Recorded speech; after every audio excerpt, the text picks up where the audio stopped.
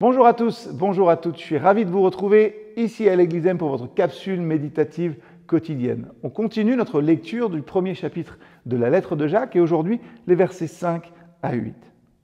Cependant, si l'un de vous manque de sagesse, qu'il la demande à Dieu, qu'il la lui donnera. Car Dieu donne à tous généreusement et avec bienveillance. Mais qu'il demande avec foi, sans douter. Car la personne qui doute est semblable à une vague de la mer que le vent soulève et pousse d'un côté ou de l'autre.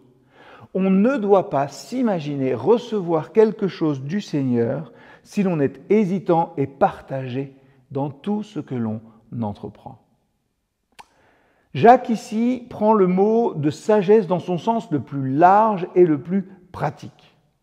La sagesse de la vie chrétienne, eh bien, elle renferme à la fois la connaissance de la vérité et la sainteté de la conduite.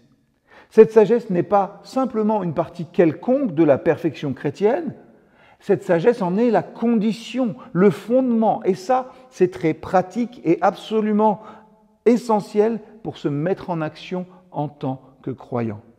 Jacques nous rappelle que si nous manquons de sagesse, c'est le cas de personne ici, que de moi je crois, non? Eh bien, si nous manquons de sagesse, nous pouvons la demander à Dieu qui donne généreusement à tous sans faire de reproches. Quelle merveilleuse promesse! Dans notre vie quotidienne, nous sommes souvent confrontés à des décisions difficiles. On doit choisir le bon chemin, on doit faire face à des dilemmes et on doit trouver des solutions à des problèmes qui sont parfois complexes. La sagesse humaine, on le voit, a ses limites. Heureusement, Dieu nous offre sa sagesse divine. Lorsque nous lui demandons de nous donner cette sagesse, nous devons le faire avec foi, nous dit le texte, sans douter. Et c'est ça qui est important, avoir une confiance totale en sa capacité à répondre à notre prière. En nous approchant de Dieu avec une foi inébranlable, nous ouvrons la porte à la réception de sa sagesse. On ne doit pas s'imaginer recevoir quelque chose du Seigneur si l'on est hésitant et partagé dans tout ce que l'on entreprend. Parole tellement forte et qui nous frappe chacun et chacune.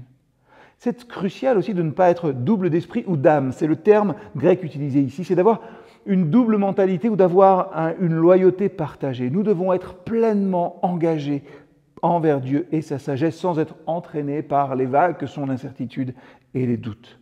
L'homme au cœur partagé, indécis, inconstant, n'est pas en la foi et ne saurait s'attendre à un exaucement. Et ces paroles, elles nous montrent que pour Jacques, aussi bien que pour Paul, la foi est l'âme de la vie chrétienne, de la prière et de la communion avec Dieu.